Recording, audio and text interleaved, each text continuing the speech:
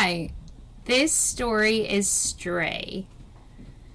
In January, a puppy wandered onto the property of Mr. Amos Lacey and his wife Mammy and their daughter Doris.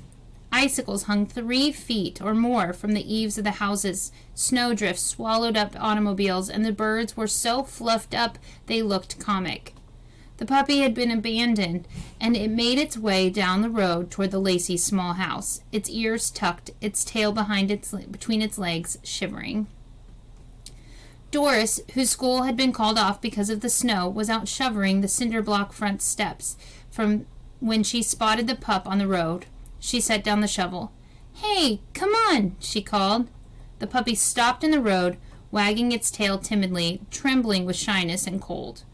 Doris trudged through the yard, went up the shoveled drive, and met the dog. "Come on, Pooch." "Where did that come from?" Mrs. Lacey asked as soon as Doris put the dog down in the kitchen. Mrs. Lacey was at the table cleaning her fingernails with his pocket knife. Mr. Lacey was at the table cleaning his fingernails with his pocket knife. The snow was keeping him home from his job at the warehouse. "I don't know where it came from," he said mildly, "but I know for sure where it's going." Doris hugged the puppy hard against her. She said nothing. Because the roads would be too bad for travel for many days, Mr. Lacey couldn't get out to take the puppy to the pound in the city right away. He agreed to let it sleep in the basement while Mrs. Lacey grudgingly let Doris feed it table scraps. The woman was sensitive about throwing out food. By the looks of it, Doris figured the puppy was about 6 months old and on its way to a big dog. She thought it might have some shepherd in it. 4 days passed, and the puppy did not complain. It never cried in the night or howled at the wind. It didn't tear up everything in the basement. It wouldn't even follow Doris up the basement steps unless it was invited. It was a good dog. Several times Doris had opened the door in the kitchen that led to the basement, and the puppy had been there, all stretched out and on the top step. Doris knew it had wanted some company, and that it had lain against the door, listening to the talk in the kitchen, smelling the food, being a part of things. It always wagged its tail, eyes all sleepy, even when she found it there. Even after a week had gone by, Doris didn't name the dog. She knew her parents wouldn't let her keep it, that her father made so little money any pets were out of the question, and that the pup would definitely go to the pound when the weather cleared. Still, she tried talking to them about the dog at dinner one night. "She's a good dog, isn't she?" Doris said, hoping one of them would agree with her.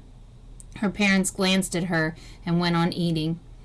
"She's not much trouble," Doris added. "I like her." She smiled at them, and they continued to ignore her. "I figure she's real smart," Doris said to her mother. "I could teach her things." Mrs. Lacey just shook her head and stuffed a fork full of sweet potato in her mouth. Doris fell silent, praying the weather would never clear. But on Saturday, 9 days after the dog had arrived, the sun was shining and the roads were plowed. Mr. Lacey opened up the trunk of his car and came into the house. Doris was sitting alone in the living room, hugging a pillow and rocking back and forth on the edge of the chair. She was trying not to cry, but she was not strong enough. Her face was wet and red, her eyes full of distress.